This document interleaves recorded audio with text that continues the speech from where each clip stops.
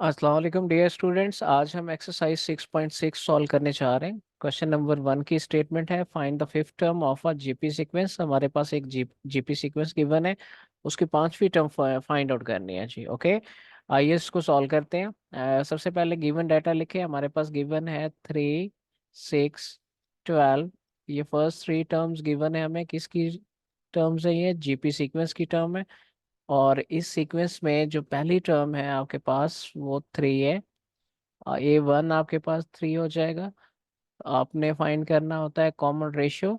GP sequence में जब भी आप कोई टर्म फाइंड करेंगे तो आपको दो चीज़ों की ज़रूरत होती है, A1 और R की। ठीक है, एपी में आपको जैसे A1 और D की ज़रूरत होती थी, जीपी में आपको A1 और R की ज़रूरत होगी जी। तो आपके पास R कैसे फाइंड होगा? आपके पास ये दो टर्म्स हैं, कंसेक्टिव टर्म। ठीक है, 6/3 करेंगे, आर की वैल्यू मिल जाएगी जी। आप देख सकते हैं आर आपके पास 2 आ गया, जो कॉमन रेशियो कहलाता है। A1 और आर जैसे कैलकुलेट हो जाएगा, तब हम फिर इस पे यूज़ करेंगे general term formula. A n बराबर होता है जी A1 r⁻n−1। ओके, ये फार्मूला हमारी हेल्प करेगा। कोई भी टर्म कैलकुलेट करनी हो तो ये फार्मूला हम यूज़ कर सकते हैं जी। ओके, इस फार्मूले में आपने 5 पुट करना है एन को, क्योंकि आपको फिफ्थ टर्म चाहिए। तो आप इसको लिखेंगे जी, A5 बराबर बराबर हो जाएगा ये A1 r⁻5−1। तो ये इक्वल होगा जी A1 r⁻4, 5−1 4 हो गया जी। राइट, तो आपकी पांचवी टर्म है जो है वो बराबर है A1 r⁻4 के। यहाँ पे आपने A1 को रिप्लेस कर देना है, ऊपर वैल्यू जो आपके पास A1 की है 3 के साथ, और R को रिप्लेस करना है जो आपने कॉमन रेशियो कैलकुलेट किया था। तो ये हो जाएगा 2⁻4। अब इसकी सिंपली कैलकुलेशन करोगे कैलकुलेटर से, 3 × 16, और आंसर होगा आपके पास जी। आंसर आपके पास क्या होगा जी? कैलकुलेट करने के बाद आपके पास जो आंसर आ रहा है जी, A5 का 48। ठीक है, तो ये आपने इस जीपी सीक्वेंस की फिफ्थ टर्म कैलकुलेट कर लीजिए। ओके, इसके बाद हम क्वेश्चन नंबर 2 देखते हैं। जी डियर स्टूडेंट्स, हम क्वेश्चन नंबर 2 की तरफ बढ़ते हैं। हमारे पास क्वेश्चन नंबर 2 में फाइंड करनी है जी 11th टर्म, और हमें एक कम्प्लेक्स सीक्वेंस गिवन है। आइए इसको फाइंड करते हैं, इसका सोल्यूशन क्या होगा इसको देखते हैं। देखें जी, सबसे पहले आपने सीक्वेंस को देखना है, इसकी कितनी टर्म गिवन है? 3 टर्म गिवन है। तो इन तीनों टर्म में ये पहली टर्म है, और ये दूसरी टर्म है, और आपके पास ये तीसरी टर्म है। ठीक है, और आपने याद रखना है ये जो सवाल है मुल्तान बोर्ड में 2019 में आ चुका है। ओके, फर्स्ट टर्म मैं लिखूंगा A1 मेरे पास 1 + i। ठीक है, और अगेन हम फाइंड करेंगे कॉमन रेशियो। कॉमन रेशियो हमारे पास R होता है। कैसे फाइंड करेंगे? 2/1 + i। ठीक है, इसे आपने क्या करना है? रैशनलाइज करना है जी। ठीक है, कम्प्लेक्स नंबर डिनोमिनेटर में आपके पास नहीं होना चाहिए। तो हम इसे कैसे रैशनलाइज करेंगे जी? आपने रैशनलाइज कुछ ऐसे करना है कि कंजुगेट लेना है और डिवाइड और मल्टीप्लाई कर देना है। ठीक है, ये मैंने कंजुगेट लिया, डिवाइड और मल्टीप्लाई कर दिया। इसके सामने आप फर्दर सिंप्लीफिकेशन कर सकते हैं। ये हो जाएगा 2 × 1 - i, और डिनोमिनेटर में हमारे पास 1 का square minus iota square. Iota square आप जानते हैं -1 के इक्वल होता है। ठीक है, तो नीचे आपके पास 1 + 1 हो जाएगा। आयोटा स्क्वायर -1 पुट हुआ, ये वाला जो माइनस साइन है प्लस में कन्वर्ट हो जाएगा। आपके पास ये 2 × 1 - आयोटा डिवाइडेड बाय 2 हो जाएगा। ये कैंसिल आउट होने के बाद आर आपके पास बचा 1 - आयोटा। ठीक है, आपके पास आर की वैल्यू आफ्टर सिंप्लीफिकेशन ये बनती है। ये आपको आर मिल गया, A1 पहले से पता है। अब आपने कैलकुलेशन जब करनी है तो ये देखना है कि आपने फाइंड क्या करना है जी। देखिए, हमने 11 टर्म निकाल लिए। 11 टर्म के लिए आपको n 11 पुट करना है जी। तो A11 आपने कैलकुलेट करनी है। और हमारे पास an फॉर्मूला क्या है? A1 r⁻n−1 के बराबर होता है। तो इसमें वैल्यूज पुट करते हैं। आइए यहाँ पे हम वैल्यूज पुट करते हैं जी। A11 बराबर हो जाएगा A1 r⁻11−1, और ये A1 r⁻10 हो जाएगा। इसमें फर्दर A1 की वैल्यू पुट करें। A1 हमारे पास 1 + आयोटा, और R की वैल्यू पुट करें, हमारे पास ये 1 - आयोटा होल पावर 10 हो गया जी। ओके। अब आपने यहाँ पे एक छोटा सा काम करना है, वो ये कि आपने इसको फर्दर सिंप्लीफाई ऐसे करना है। आपने ब्रैकेट लगानी है जी, 1 - आयोटा, इसकी पावर 2 कर दी और होल पावर 5 कर देना है जी। ठीक है। देखें, ऐसा करने से आपको क्या फ़ायदा होगा? ऐसा करने से आपके पास सिंप्लीफिकेशन करना इजी हो जाएगा जी। कैसे? देखें, आप जानते हैं कि आपके पास a - b का होल स्केयर कैसे ओपन होता है। यहाँ पे ये 1 का स्केयर हो जाएगा, प्लस आयोटा स्केयर -2 आयोटा, ठीक है, होल पावर 5 हो गई जी। फर्दर कैलकुलेट करो आप इसको, 1 + iota into 1 - 1 -2 iota whole power 5 हो गई जी। ठीक है। देखें, ये इससे कैंसिल हो जाएगा, और आपके पास बराबर क्या होगा जी?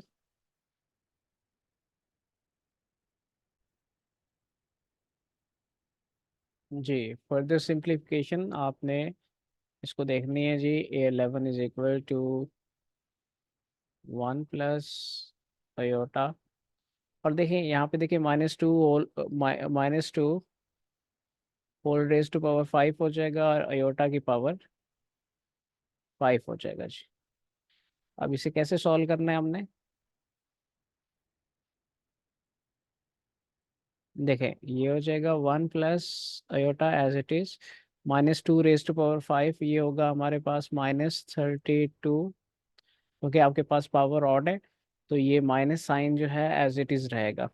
आयोटा रेज टू पावर 5 को आप लिख दें आयोटा 4 डॉट आयोटा। ठीक है। ऐसा करने से आप कॉम्प्लेक्स नंबर की पावर को सिंप्लीफाई कर सकते हैं, क्योंकि हमारे पास आयोटा स्केयर -1 के बराबर होता है। इसको हम रिप्लेस कर देंगे, -32 को आप स्टार्ट में लिख दें। ठीक है। और आपका फर्दर सिंप्लीफिकेशन का स्टेप क्या होगा? आप इसको लिख देंगे आयोटा स्केयर होल पावर 2। ठीक है। आयोटा 4 को आपने ऐसे लिख देना है। हम स्क्रीन को ऊपर लेके जाते हैं, मजीद देखते हैं। देखिए जी, A11 आ जाएगा आपके पास -32 इंटू 1 + आयोटा, और -1 स्केयर डॉट आयोटा, -1 की पावर 2 है, ये खत्म हो जाएगा जी। -32 आयोटा इंटू 1 + आयोटा बच गया आपके पास, और ये A11 है आपके पास। ठीक है। इसको फर्दर अगर पॉसिबल है तो सॉल्व कर सकते हैं जी। जैसे अंदर ले जाए -32 को, -32 आयोटा -32 आयोटा स्केयर हो जाएगा। अगेन आयोटा स्केयर पुट करेंगे आप,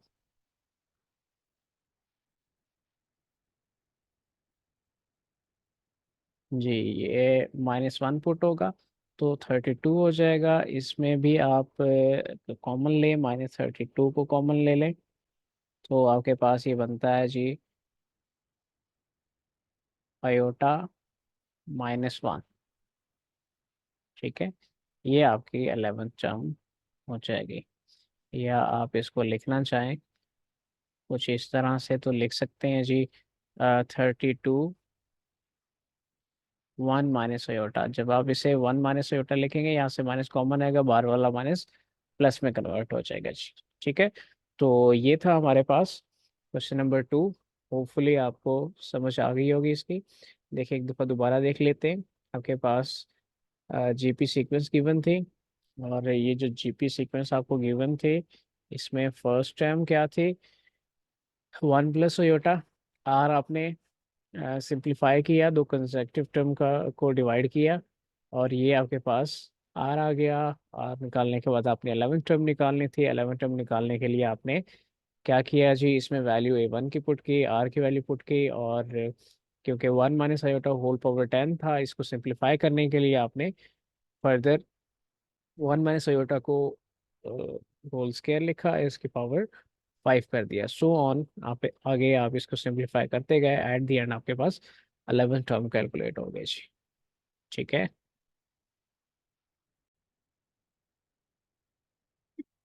जी डियर स्टूडेंट्स, हम क्वेश्चन नंबर 5 की तरफ बढ़ेंगे। क्वेश्चन नंबर 3, 4 आपने खुद करना है, सिमिलर टू क्वेश्चन नंबर 2 है, बहुत इजी है, इंशाल्लाह आप उसको सॉल्व कर लेंगे। आइए क्वेश्चन नंबर 5 को देखते हैं, इसकी स्टेटमेंट में क्या कहा गया है।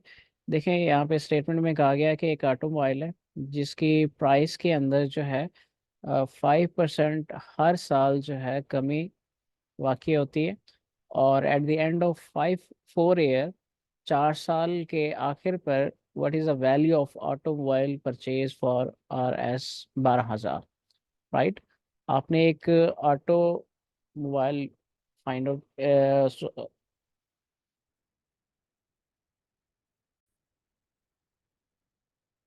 जी बेटे, आपने इसमें ऐसा करना है कि फाइंड करना है जी, at the end of 4 year value क्या होगी ऑटोमोबाइल की जो कि आपने 12,000 की परचेज की है। आइए देखते हैं इसमें गिवन डाटा क्या है।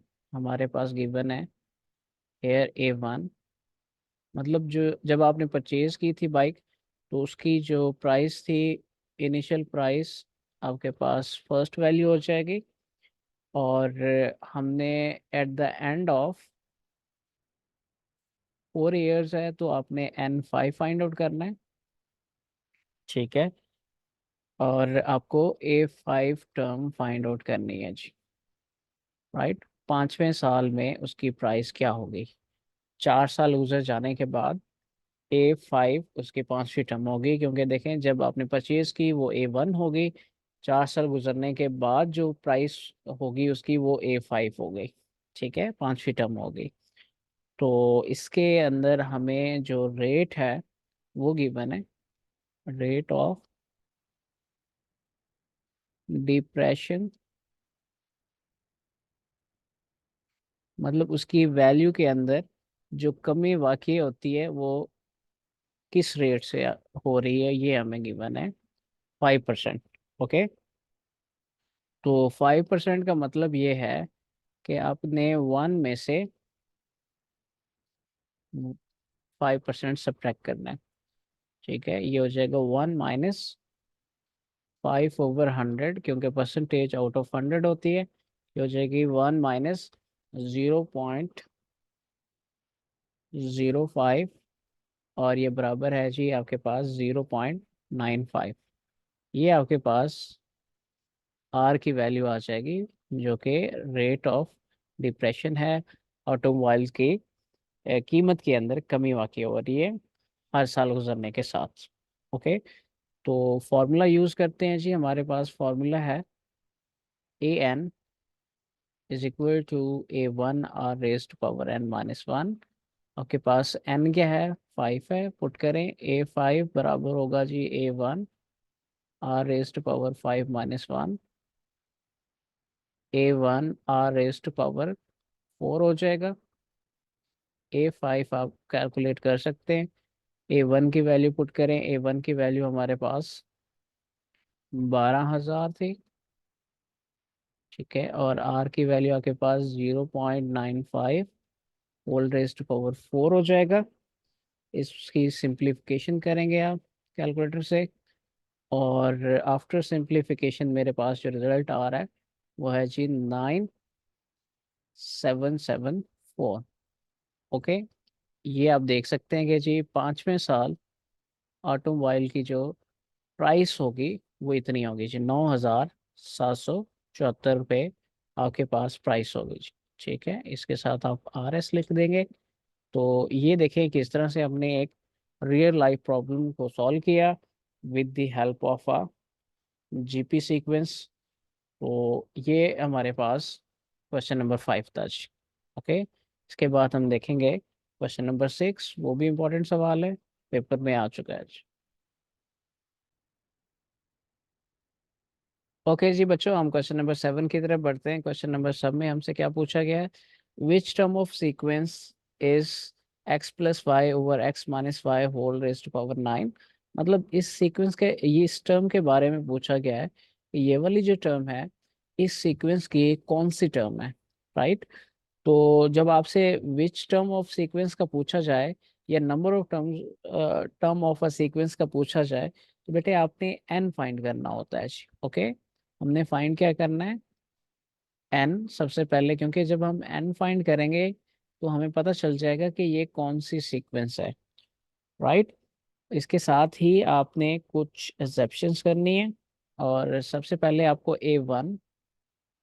ए वन को लिखना है जी। ए वन हमारे पास है X square minus Y square, ठीक है। और आर क्या है आपके पास?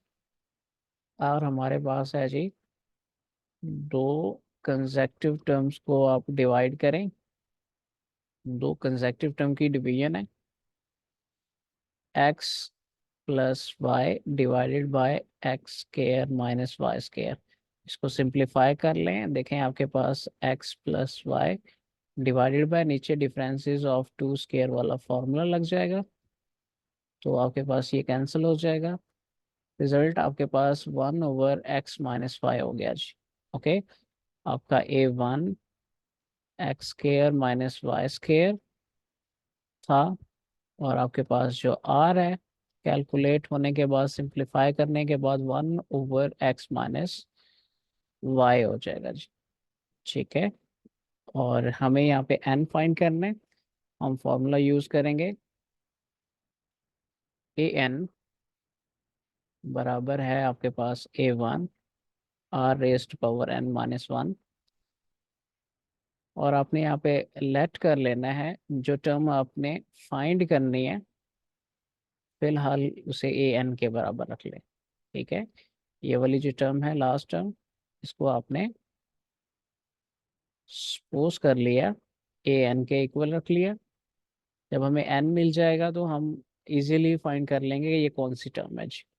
ओके, ये जो ग्रीन में मैंने an लिखा है इसको रिप्लेस करें यहाँ पे, x plus Y over X minus Y whole power 9, ये बराबर हो जाएगी जी।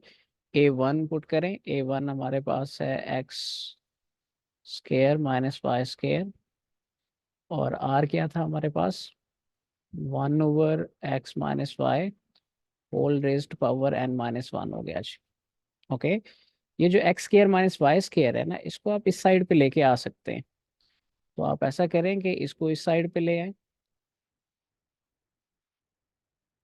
जी जी। अब ये रिजल्ट इधर आ जाएगा, आपके लिए सिंप्लीफिकेशन करना आसान हो जाएगा जी, ठीक है। तो x minus Y whole power 9, इस रिजल्ट को मैं दोबारा लिखता हूँ, यहाँ पे भी आपके पास ये x - y होल पावर 9 है। इधर आपके पास आ जाएगा X square minus Y square is equal to 1/x - 5 whole power n-1। Okay, अब आप इसको नेक्स्ट स्टेप पे ले जाएं। नेक्स्ट स्टेप मैं आगे लिखना चाहूँगा इस पोर्शन में, X plus Y divided by X minus Y whole power 9। इसको आप डिफरेंसेस ऑफ टू स्केयर वाले फॉर्मूला पुट कर सकते हैं जी, की तरह लिख सकते हैं। जैसे आप इसको लिखेंगे जी एक्स माइनस वाई और एक्स प्लस वाई, ठीक है। ये रिजल्ट बराबर हो जाएगा किसके? 1/x - 5 होल की पावर n-1। ये कैंसिल हो जाएगा रिजल्ट इससे। अब हमारे पास रिमेनिंग जो टर्म्स हैं वो क्या है? 1/x - 5 होल पावर 9 और x minus Y equal to, ये वाला रिजल्ट एज इट इज चलता रहेगा। एट द एंड जब हम कंपेयर करेंगे तो n की वैल्यू मिल जाएगी जी। ओके, अब थोड़ा सा स्क्रीन को ऊपर लेके जाते हैं। ओके, आप देख सकते हैं कि जी हमारे पास बेसिस सेम है, तो पावर्स को हम ऐड कर देंगे यहाँ पे। x minus Y whole power 10 is equal to 1/x - y whole power n minus 1। ठीक है, आप इसको ऐसे लिख दें, 1/x - y होल पावर 10 कर देंगे, बराबर हो जाएगा result 1/x - y whole power n minus 1। दोनों साइड पे सेम रिजल्ट आ गया। अब आप कंपेयर कर सकते हैं बाय कंपैरिजन। ओके, जब बेसिस सेम होती है तो एक्सपोनेंट को इक्वल लिखा जा सकता है जी। ठीक है, आपके पास यहाँ से n की वैल्यू आ जाएगी, आप इस -1 को राइट साइड पे शिफ्ट कर देंगे, तो n आपके पास आ जाएगा 11। ठीक है, ये देखें जी, हमने n की वैल्यू फाइंड आउट कर ली। और आपको जो टर्म निकालनी थी ए एन, जो कि बराबर थी जी x+y over x - y whole power 9, इसको अब आप फाइंड कर सकते हैं। ये जो टर्म होगी आपके पास 11 टर्म हो जाएगी जी। ठीक है, गिवन सीक्वेंस की ये 11 टर्म बनती है।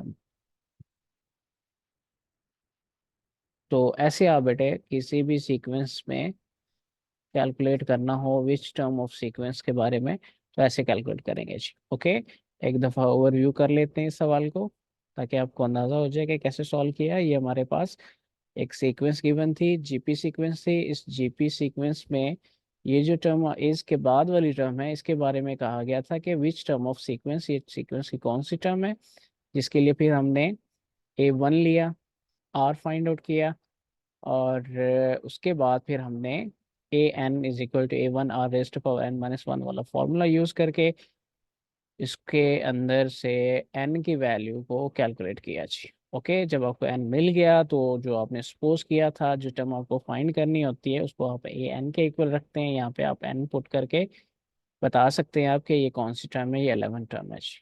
ओके,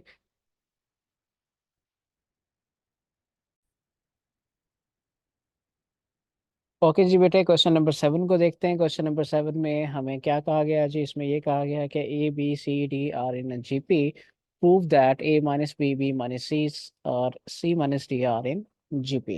राइट, ये फर्स्ट पार्ट है। इसके बाद सेकंड पार्ट और थर्ड पार्ट भी आपने ऊपर वाले जो रेड के अंदर आपको जो स्टेटमेंट गिवन है, इसको यूज करते हुए प्रूव करके दिखाना है।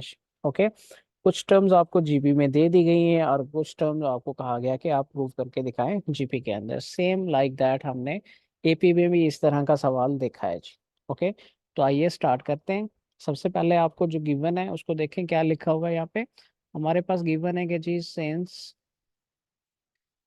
A B C D are in GP, किसी भी टर्म का जीपीपी होने का क्या मतलब है जी, इसका मतलब है कि हमारे पास कॉमन रेशियो इनका एग्जिस्ट करता है जी। ओके, कॉमन रेशियो को हम आर से रिप्रेजेंट करते हैं, और इसकी दो कंसेक्टिव टर्म का को डिवाइड करते हैं, जैसे B/A हो जाएगा is equal to next to consecutive term, ये C/B हो जाएगा। इसी तरह से next to consecutive term D/C हो जाएगा जी। राइट, इससे मेरे पास कुछ रिजल्ट्स बनते हैं, वो बनाऊंगा मैं। जैसे आपके पास एक रिजल्ट बनेगा, R बराबर हो जाएगा B/A के। ओके, तो A इधर चला जाए तो B की वैल्यू हमारे पास हो जाएगी AR। ओके, ये हमारी सेकंड टर्म आ जाएगी। इसी तरह से आप लिख सकते हैं R = C/B। आप इसको इधर लेके जाएं, C आपका बराबर होगा जी RB, और यहाँ पे आपने B ये जो कैलकुलेट किया है इसको रिप्लेस कर देना है। तो आपके पास देखें इस बी की जगह पे लिखा आ जाएगा ए आर। ये देखें आपने यहाँ पे, इसको आप इक्वेशन 1 कह सकते हैं। ठीक है, तो सी हो जाएगा आपके पास ए आर स्केयर। नेक्स्ट आपके पास आर बराबर है जी डी ओवर सी के। आप इसको इधर लेके जाएं, डी इक्वल हो जाएगा आर सी के। और आपने इक्वेशन नंबर 2 सी की वैल्यू रिप्लेस कर देनी है। सी की वैल्यू क्या है जी आपके पास, ए आर स्केयर है। तो डी हमारा बराबर हो जाएगा ए आर क्यूब के। ठीक है, तो आप देख सकते हैं डी की वैल्यू भी आपने कैलकुलेट कर ली। इसे इक्वेशन नंबर 3 कह सकते हैं। अब जो आपने इक्वेशन 1, 2 और 3 बनाई है, इसमें आपके पास बी सी और डी की वैल्यू है। ओके, ये वैल्यूज आपने यूज करनी है जब आपने अपना फर्स्ट पार्ट, सेकंड पार्ट और थर्ड पार्ट प्रूव करना है जी। ओके, आए फर्स्ट पार्ट की तरफ चलते हैं। देखें फर्स्ट पार्ट में हमें क्या कहा गया है, हमें ये कहा गया है जी A minus B, B minus C, C minus D will be in GP. क्योंकि हमने अभी इन्हें प्रूव नहीं किया, प्रूव करना है, इसलिए विल बी इन फ्यूचर में आप इसको लिखेंगे जी। और ये कब जीपी में होंगे, इनको जीपी में होने के लिए इनके ऊपर एक कंडीशन है कि इनके दो कंसेक्टिव टर्म का कॉमन रेशियो, इनकी जो रेशियो है वो बराबर होनी चाहिए। जैसे ये फर्स्ट टू टर्म और ये नेक्स्ट टू टर्म। ओके, तो इनकी रेशियो ले लेते हैं। B minus A over A minus B हो जाएगा is equal to C minus A over B minus C हो गया जी। ओके, तो मेरे पास तीन टर्म्स थी, तीनों टर्म्स में मैंने कॉमन रेशियो बना ले। अब इस कॉमन रेशियो को मैं बराबर शो करूंगा, देन ये रेशियो एग्जिस्ट करेगी। तो हमारे पास इक्वेशन 1, इक्वेशन 2, इक्वेशन 3 में ये जो बी सी और डी की वैल्यूज है ना, इनको यहाँ पे आके पुट कर दे। ओके, बी की वैल्यू हमारे पास क्या है जी, बी की वैल्यू हमारे पास है ए आर माइनस, सी की वैल्यू है जी A R square over A minus B की वैल्यू क्या है, ए आर है। Okay, is equal to C की वैल्यू हमारे पास A R square minus A की वैल्यू हमारे पास नहीं है, बी सी और डी की वैल्यू है। ठीक है, बी की वैल्यू हमारे पास क्या है, ए आर, और सी की वैल्यू क्या है, ए आर स्केयर। तो सॉल्व करें, ऊपर से आपको कॉमन मिल जाएगा। क्या कॉमन ले सकते हैं हम, ए आर कॉमन लेंगे। तो ये 1 - आर हो जाएगा। डिनोमिनेटर से आप ए कॉमन लेंगे, ये भी 1 - आर हो जाएगा।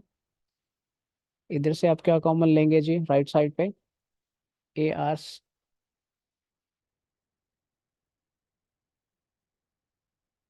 ओके, ये यहाँ पे आप देख सकते हैं कि हमारे पास ये डी है, तो इसको करेक्ट कर लें, सी माइनस डी। ओके, ये सी माइनस डी है। तो यहाँ पे आप रिप्लेस करेंगे डी की वैल्यू, डी की वैल्यू हमारे पास ए आर क्यूब है। ओके, यहाँ से आपने R A R square common लेना है, 1 - आर बच जाएगा। डिनोमिनेटर में भी आपने,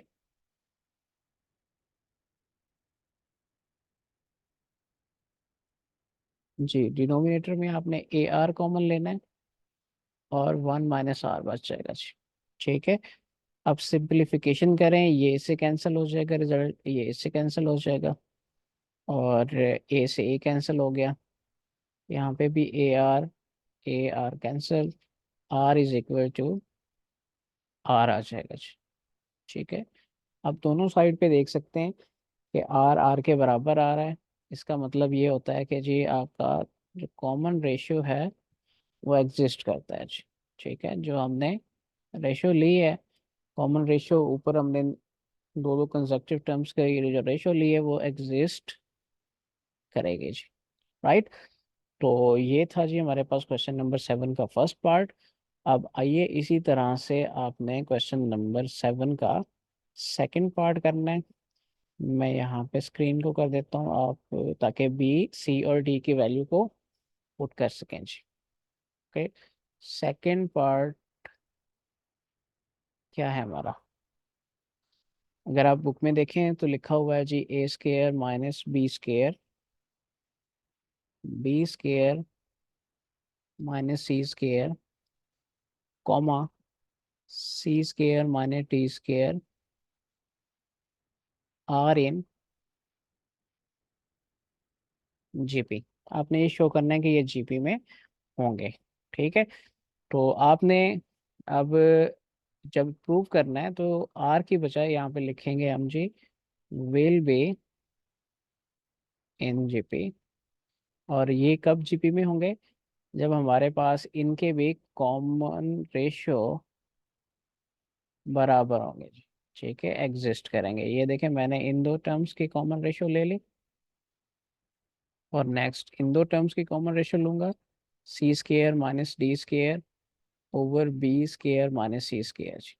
ठीक है, आपने जिस सीक्वेंस को भी प्रूव करना हो कि ये जीपी में है, तो आपने उनके रेशियोज लेने हैं और उनको बराबर रख देना है, और एट द एंड अगर वो बराबर शो हो जाते हैं तो हमारा काम हो जाएगा जी। ओके, अब आपने करना ही है कि ऊपर जो आपने वैल्यूज कैलकुलेट कर रखी हैं बी सी और डी की, इनको रिप्लेस कर दें जी। राइट, बी को पुट करेंगे, ये हो जाएगा A R whole square minus C आपके पास क्या है जी ए आर स्केयर का whole square divided by A square minus B की वैल्यू आपके पास ए आर रिप्लेस हो जाएगी इज इक्वल टू सी की वैल्यू आपके पास है जी A R square whole power 2 minus D की पावर ए, डी की वैल्यू हमारे पास A R cube whole power 2 हो जाएगा। नीचे डिनोमिनेटर में बी की जगह पे आप रिप्लेस करोगे जी ए आर, ये स्केयर हो जाएगा, माइनस सी की जगह पे आप रिप्लेस करोगे A R square whole square जी। ओके, तो आपने क्या किया जी, आपने जिस सीक्वेंस को जीपी सीक्वेंस में शो कराना है उसके कॉमन रेशियो लिए, और उसमें ऊपर जो रिजल्ट आपने फाइंड आउट किए हुए थे वो रिप्लेस कर दिए जी। ठीक है, तो आइए इसकी फर्दर सिंप्लीफिकेशन करते हैं ताकि ये प्रूव हो सके कि ये जीपी सीक्वेंस की टर्म है जी। देखो जी, ये हो जाएगा A square R square minus ये हो जाएगा जी ए स्केयर आर की power 4 divided by A square minus A square R square is equal to A square R की power 4 minus A square R की पावर 6 हो जाएगा divided by A square R square minus A square R की power 4 हो जाएगा। ठीक है, इधर से आपने आर ए स्केयर को कॉमन लेना है और आर स्केयर को कॉमन लेना है जी। तो आपके पास क्या बचेगा, 1 - आर स्केयर, डिनोमिनेटर में आपने ए स्केयर को कॉमन लेना है, आपके पास 1 - आर स्केयर कॉमन आ जाएगा।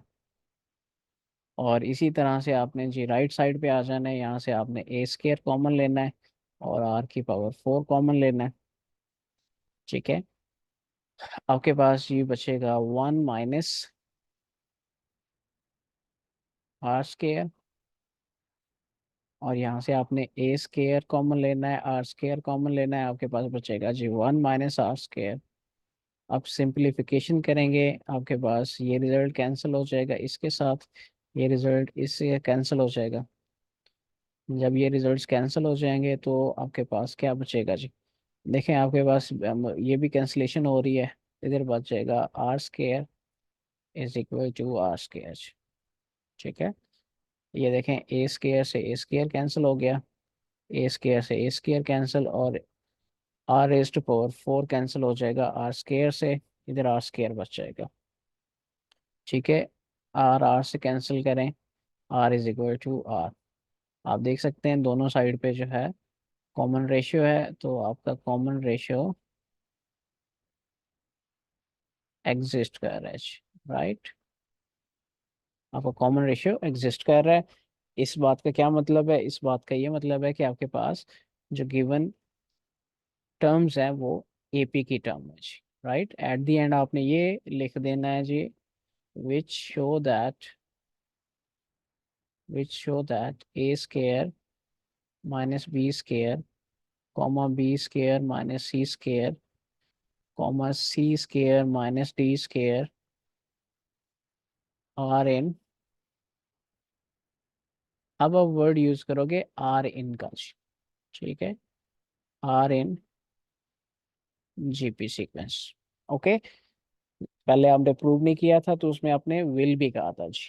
ओके, और एट द एंड जब आप ये प्रूव कर दो कि इनकी जो रेशियोज हैं वो बराबर हैं, देन ये आपकी जो टर्म्स होंगी वो जीपी की टर्म बन जाएंगी। Is it clear?